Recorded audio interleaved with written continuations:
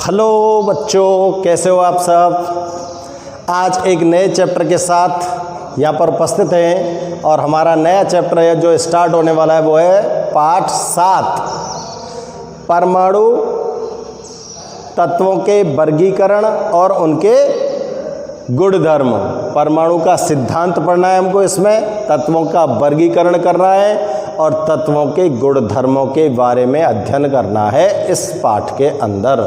तो देखो, परमाणु सिद्धांत की बात सबसे पहले हम यहाँ पर करते हैं। तो परमाणु क्या होता है? परमाणु प्रकृति का वह सूक्ष्मतम कण है जिसका आगे विभाजन नहीं किया जा सकता, लेकिन ये स्वतंत्र अवस्था में भी नहीं रह सकता। समझ आ रही है बात? तो परमाणु किसको बोलेंगे? पिछली क्लासेस में भी आप जानते हो परमाणु क्या होता है। प्रकृति का वह सूक्ष्मतम कण जो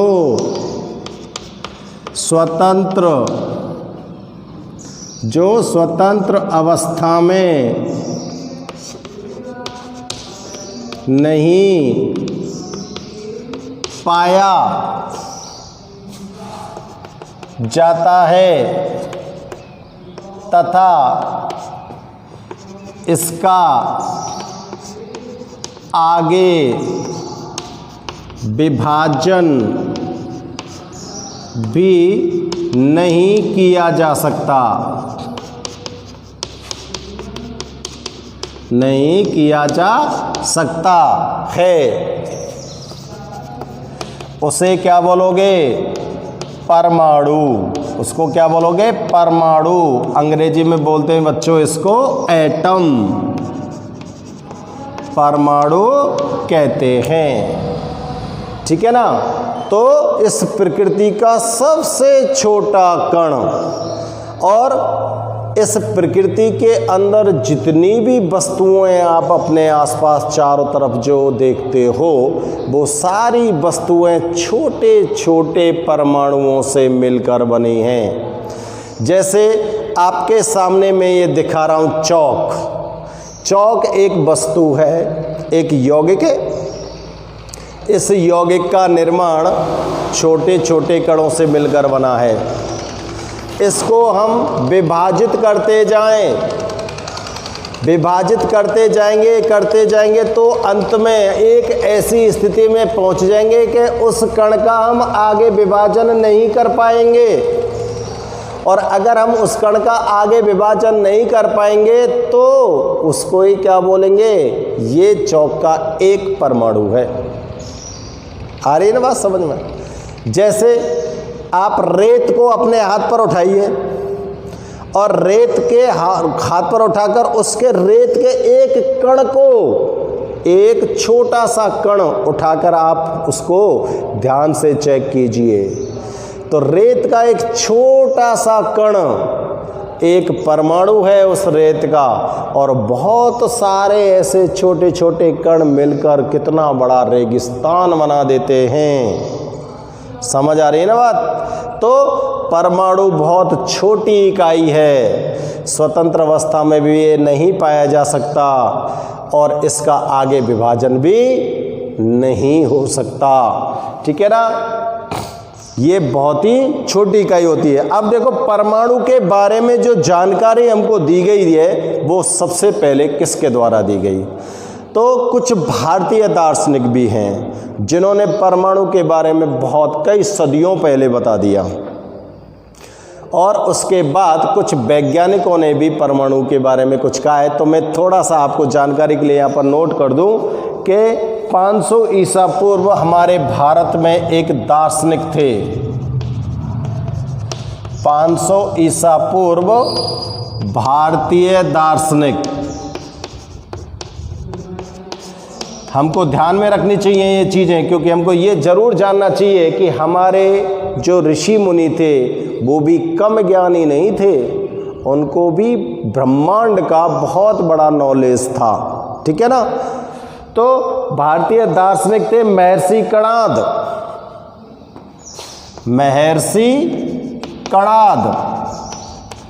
और इन्होंने क्या बताया था, ने बताया कि महर्षि कणाद ने बताया कि पदार्थ छोटे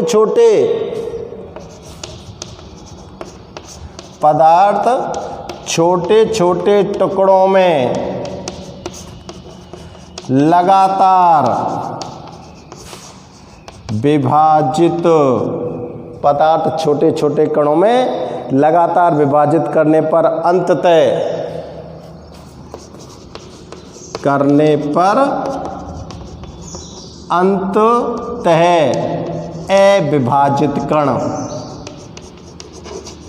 अविभाजित कण, और उस अविभाजित कण को क्या कहेंगे,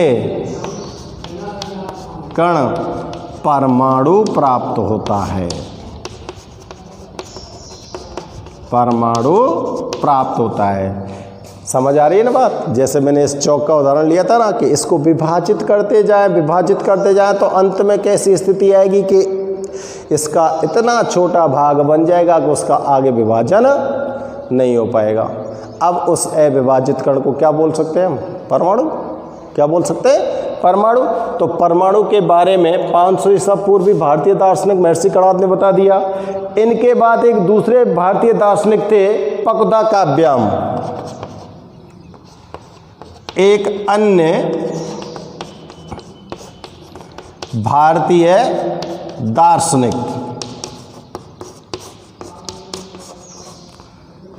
पकुधा काव्याम।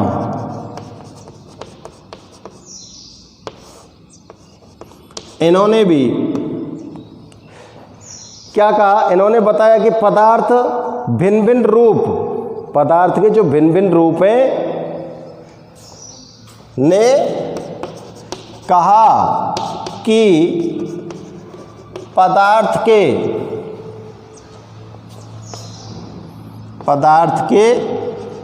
भिन्न भिन्न रूप, पदार्थ के जो भिन्न भिन्न रूप होते हैं वो इन कणों के संयुक्त होने पर बनते हैं,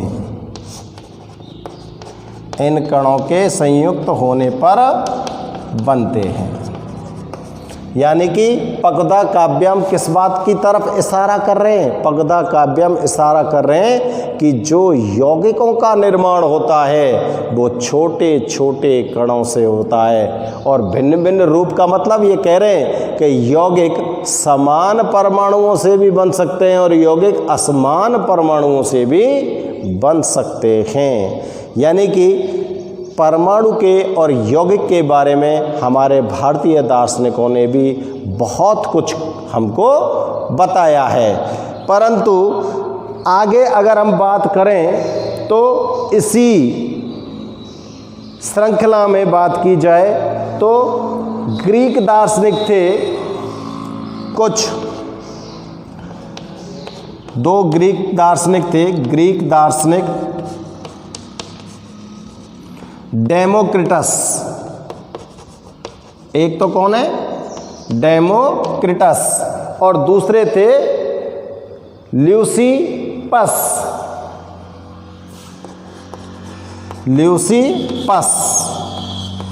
इन्होंने जो सूक्ष्मतम कण है उसको क्या बताया, सूक्ष्मतम अविभाजित कणों को ने सूक्ष्मतम अविभाजित कणों को, सूक्ष्मतम अविभाजित कणों को एटम्स कहा।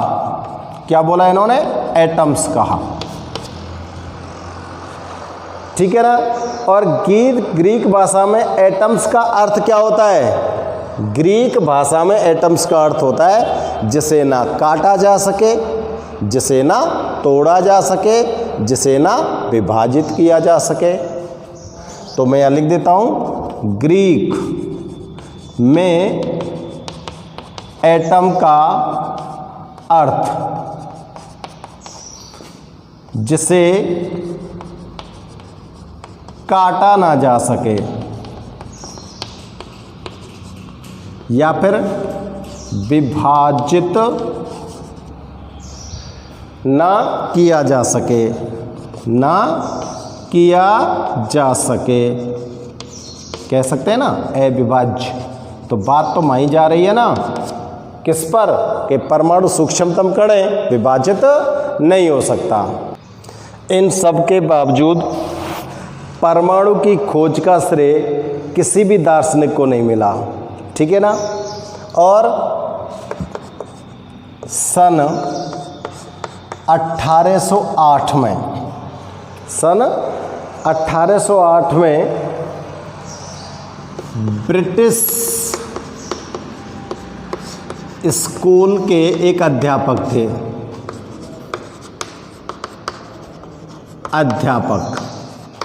और नाम था जॉन डाल्टन।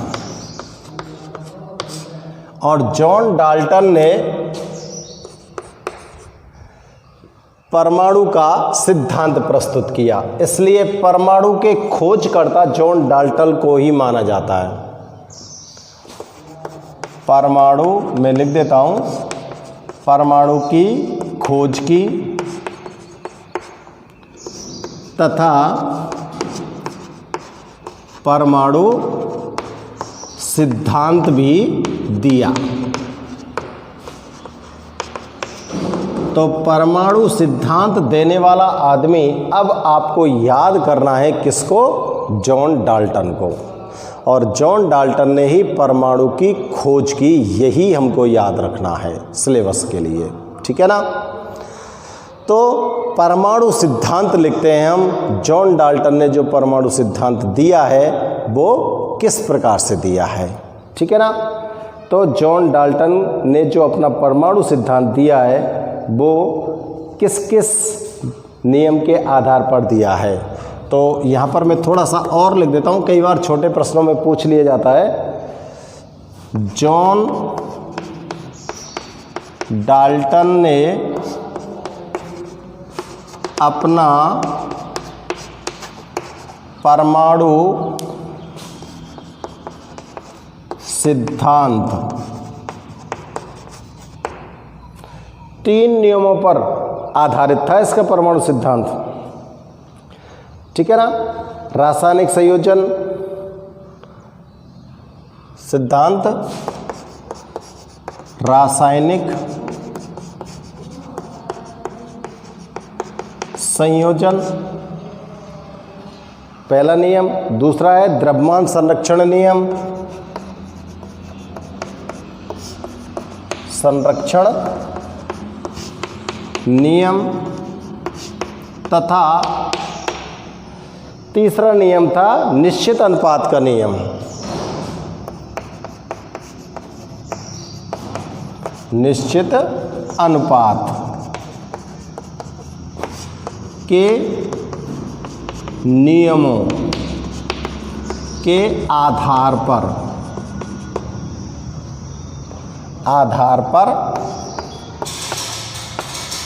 प्रस्तुत किया, ठीक है। जॉन डाल्टन ने जो अपना परमाणु सिद्धांत था वो 3 नियमों पर आधारित दिया था। कौन कौन से नियम थे जिन नियमों का उपयोग करके जॉन डाल्टन ने अपना जो परमाणु सिद्धांत दिया? नियम थे रासायनिक संयोजन का नियम, द्रव्यमान संरक्षण का नियम, निश्चित अनुपात का नियम। इन नियमों का उपयोग करके परमाणु सिद्धांत को दिया गया था। अब देखते हैं परमाणु सिद्धांत की परिकल्पनाएं। जो परमाणु सिद्धांत दिया था उसकी परिकल्पनाएं क्या थी? परमाणु सिद्धांत की परिकल्पनाएं, ठीक है। नंबर 1, पहली इसकी परिकल्पना थी प्रत्येक पदार्थ छोटे छोटे कणों से मिलकर बना होता है। इन्होंने डाल्टन ने जो बताया था परमाणु के बारे में वही उसकी परमाणु सिद्धांत बन गया, और वो जो बताया वो उसकी परिकल्पना बन गई। तो इससे सबसे पहले क्या कहा? प्रत्येक पदार्थ, दुनिया के अंदर या प्रकृति के अंदर कोई भी पदार्थ है, प्रत्येक पदार्थ छोटे छोटे कणों से मिलकर बना होता है। इन कणों को, ये जो छोटे छोटे कण है ना, इन कणों को क्या कहा? इन कणों को क्या कहेंगे? इन कणों को कहेंगे परमाणु। परमाणु कहते हैं। क्लियर? दूसरी इसकी परिकल्पना क्या थी? ये कह रहे थे कि जो परमाणु होता है, परमाणु जो होता है वो कैसा कण है? अविभाज्य। अविभाज्य कण होता है। ये इसकी कैसी परिकल्पना आ गई? दूसरी। तीसरी परिकल्पना में क्या कहते हैं ये डाल्टन? कि एक ही तत्व के अंदर जो परमाणु होते हैं, एक ही तत्व के परमाणु, एक तत्व के अंदर जो परमाणु पाए जाते हैं, मतलब सभी परमाणु लिख सकते हैं हम, सभी परमाणु समान। एक तत्व के अंदर सभी परमाणु कैसे होंगे? समान होंगे। और समान किस किस चीज में होंगे? भार में, आकार में, रासायनिक गुणों में। अर्थात भार, आकार व रासायनिक गुणों में समान होते हैं। रासायनिक गुणों में कैसे होंगे भैया? समान। एक ही तत्व के परमाणु हैं तो वे इनके सारी चीज़ें कैसी होनी चाहिए? समान होनी चाहिए। गुण भी, आकार भी और भार भी एक ही तत्व के। और अलग अलग तत्व के परमाणु हैं तो अलग अलग तत्व के परमाणु तो क्या होगा? अलग अलग तत्वों के परमाणु, अलग अलग तत्वों के परमाणु भार, आकार और रासायनिक गुणों में, भार, आकार एवं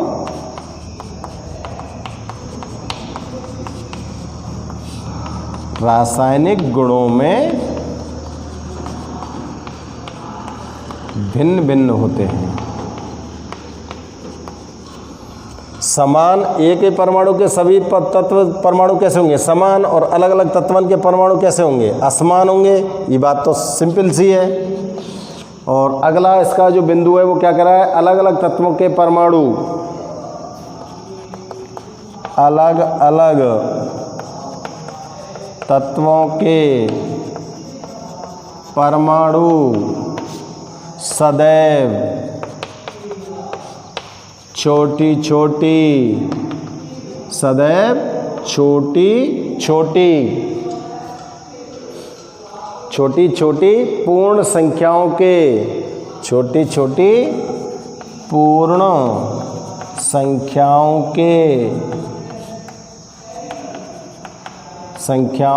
के सरल अनुपात में, ध्यान से पढ़ो, अलग अलग तत्वों के परमाणु सदैव छोटी छोटी पूर्ण संख्याओं के सरल अनुपात में संयोग कर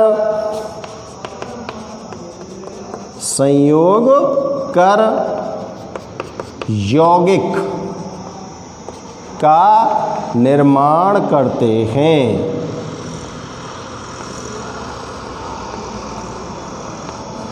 यौगिक का क्या करते हैं? निर्माण करते हैं। ठीक है ना बेटा? देखो ऊपर से मिटा रहा हूं मैं। और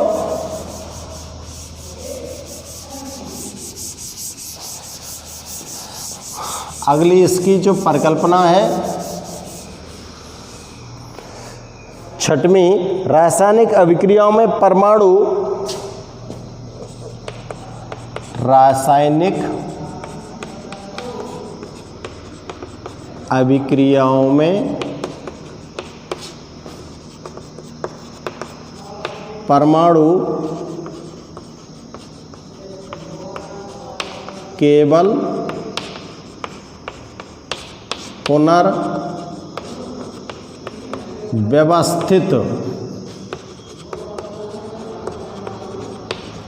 होते हैं। रासायनिक अभिक्रियाओं में परमाणु केवल पुनर्व्यवस्थित होते हैं। इन्हें रासायनिक अभिक्रियाओं के द्वारा न तो बनाया जा सकता है और न ही नष्ट किया जा सकता है, न ही नष्ट किया जा सकता है।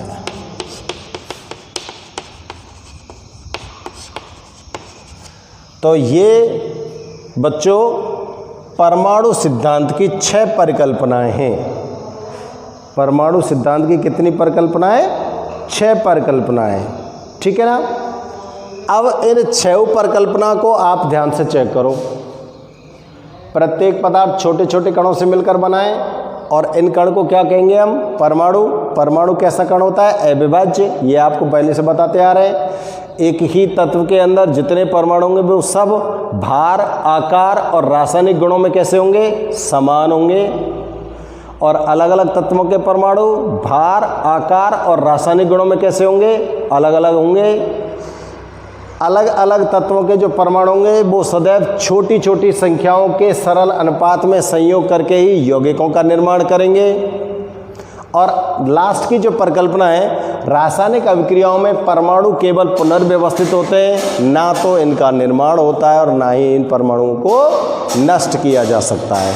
अब देखो, इस परमाणु सिद्धांत के अंदर हमने जिन 3 नियमों का उपयोग किया था, यानी कि डाल्टन ने जिन 3 नियमों को आधार बनाया था, वो 3 नियम इसमें आप चेक करो।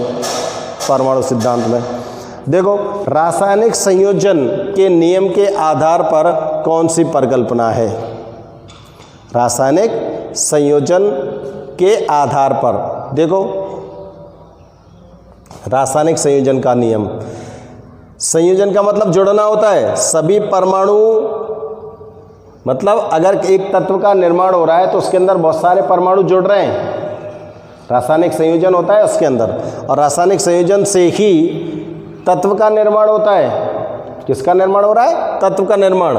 तो तीसरी और चौथी परिकल्पना इस बात को पुष्ट करती है, रासायनिक संयोजन के नियम को। तीसरी और चौथी परिकल्पना। पांचवी जो परिकल्पना है वो निश्चित अनुपात के नियम को पुष्ट कर रही है। पांचवी परिकल्पना निश्चित अनुपात के नियम को क्या कर रही है?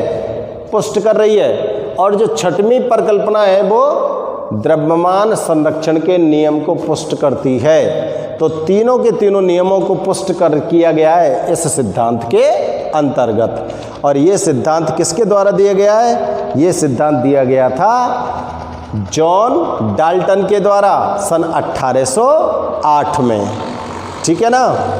तो ये परमाणु सिद्धांत है, आप इसको नोट कीजिए। परमाणु सिद्धांत और परमाणु की खोज के बाद, परमाणु की खोज हो चुकी है, परमाणु का सिद्धांत हमारे सामने आ गया है। अब सवाल ये आता था कि भाई परमाणु जो है वो किस तरह का होता है, उसका आकार कैसा होता है, उसकी संरचना कैसी होती है, क्या परमाणु के अंदर भी कोई चीज़ होती है। भाई यहाँ तक तो ये माना गया कि परमाणु सबसे छोटा है, इसका विभाजन नहीं किया जा सकता। लेकिन जैसे जैसे समय बीतता गया, जैसे जैसे समय बीतता गया तो परमाणु के अंदर भी कुछ कणों को खोज लिया गया, जिनको क्या बोला गया? परमाणु के अपरमाणु कण। परमाणु के अंदर भी कुछ अब परमाणुक कणों को खोज लिया गया। ठीक है ना। अब परमाणु कण कौन से हैं, देखो अब परमाणु जो कण है वो परमाणु के अंदर 3 हैं। कौन कौन से? इलेक्ट्रॉन, प्रोटॉन और न्यूट्रॉन। इलेक्ट्रॉन, प्रोटॉन और न्यूट्रॉन 3 कण परमाणु के अंदर पाए जाते हैं। इनको क्या बोला? अब परमाणु कण। इलेक्ट्रॉन को खोज करने वाला आदमी कौन था? इलेक्ट्रॉन की खोज करने वाला था जे थॉमसन। ठीक है, इलेक्ट्रॉन की खोज कौन करी? जे थॉमसन ने। प्रोटॉन की खोज करने वाला आदमी कौन था? ई गोल्डस्टीन। और न्यूट्रॉन की खोज करने वाला कौन था? James Chadwick. न्यूट्रॉन की खोज करने वाला कौन था? James Chadwick. इन तीनों कणों की खोज कर ली थी परमाणु के भीतर। अब परमाणु क्या विभाजित रह गया? अब तो परमाणु अविभाजित कण नहीं रहा है, इसका तो विभाजन हो गया। ठीक है ना। तो अब परमाणु को हम सूक्ष्मतम इकाई तो बोल सकते हैं, लेकिन अविभाजित कण नहीं बोल सकते। क्यों? कि परमाणु के अंदर भी 3 प्रकार के कण उपस्थित हैं। और इसके बाद और जब विज्ञान का विकास हुआ तो कुछ और कणों का भी पता लगा। तो इन कणों के अंदर भी और कुछ कण, इनसे भी छोटे कुछ कण परमाणु के अंदर होते हैं, और अब तक लगातार खोज चल रही है। तो देखो अब यहां पर आप देखते हैं, इलेक्ट्रॉन को हम दर्शाते हैं बच्चों E- से, प्रोटॉन को दर्शाते हैं हम P+ से, और न्यूट्रॉन को दर्शाते हैं हम N0 से। ये पिछली क्लास में आप लोग जान चुके हो, लेकिन फिर भी थोड़ा सा रिवाइज कर रहा हूं। इलेक्ट्रॉन जो होते हैं वो कहां पाए जाते हैं? परमाणु के नाभिक जो होता है, नाभिक के चारों ओर जो कक्षक उपस्थित होते हैं, उन कक्षकों के अंदर इलेक्ट्रॉन पाए जाते हैं। प्रोटॉन कहाँ होते हैं? ये परमाणु के नाभिक में उपस्थित होते हैं। प्रोटॉन कहाँ पर उपस्थित है? परमाणु के नाभिक में। और न्यूट्रॉन भी कहाँ उपस्थित हैं? परमाणु के नाभिक में उपस्थित हैं। ठीक है ना। अब इतनी सारी चीज़ों का पता लग गया, तो इसके बाद प्रश्न उठा कि परमाणु की संरचना कैसी हो सकती है। तो परमाणु की संरचना के लिए विभिन्न वैज्ञानिक आए और उन्होंने अपने अपने विभिन्न प्रकार के सिद्धांत प्रस्तुत किए कि परमाणु ऐसा होता है, परमाणु ऐसा होता है। सभी वैज्ञानिकों ने अपने अपने सिद्धांत बताए, सभी वैज्ञानिकों ने अपने अपने प्रैक्टिकल किए और प्रयोगों के आधार पर अपने अपने सिद्धांतों को प्रस्तुत किया था। ठीक है ना। तो यहाँ पर मैं आपको एक परमाणु की संरचना बना देता हूँ जिससे आपको ध्यान में आ जाए। देखो, परमाणु के भीतर ये छोटा सा भाग होता है जिसको बोलते हैं हम नाभिक। इस नाभिक के चारों ओर इस तरह से अंडाकार कक्षाएं होती हैं, इनको बोलते हैं हम कक्षक या ऊर्जा स्तर, कुछ भी बोल सकते हैं। ठीक है ना। तो ये तो सब क्या है? कक्षक हैं। और इसको क्या बोलोगे आप? नाभिक। ठीक है ना। नाभिक में तो रहेंगे प्रोटॉन और न्यूट्रॉन, और कक्षकों में कौन रहेंगे बच्चों? इलेक्ट्रॉन। ठीक है ना। ये कक्षकों में चारों ओर चक्कर लगाते हैं इलेक्ट्रॉन। तो नाभिक के अंदर प्रोटॉन धनावेशित होता है, न्यूट्रॉन पर कोई आवेश नहीं होता है, निरावेशित कण होता है नाभिक, और इलेक्ट्रॉन पर ऋणावेश होता है। तो देखो मैंने यहाँ पर लिखा है ना E-, तो इस पर नेगेटिव चार्ज, इस पर पॉजिटिव चार्ज, और इस पर कोई चार्ज नहीं, कोई आवेश नहीं होता। ठीक है ना। इलेक्ट्रॉन पर जो आवेश का मान है वो कितना होता है? 1.6 × 10⁻⁻19 कूलाम, और यही आवेश प्रोटॉन पर होता है। इलेक्ट्रॉन पर आवेश का मान कितना है? 1.6 गुणा 10⁻⁻19 कूलाम होता है। तो ये बेटा कुछ महत्वपूर्ण जानकारियां हैं परमाणु के बारे में जो हमको रखनी चाहिए। अब इससे आगे आप लोग इस चैप्टर में परमाणु की संरचना को प्रस्तुत करने वाले विभिन्न प्रकार के मॉडलों का अध्ययन करेंगे। तो परमाणु सिद्धांत देने के बाद परमाणु की संरचना को समझने की जिज्ञासा सबके मन में बढ़ी और उसके लिए अलग अलग वैज्ञानिकों ने अलग अलग परमाणु सिद्धांत प्रस्तुत किए। तो नेक्स्ट वीडियो में आपको विभिन्न जो परमाणु सिद्धांत दिए गए हैं उनके बारे में पढ़ाएंगे। ओके विद्यार्थियों, ठीक है।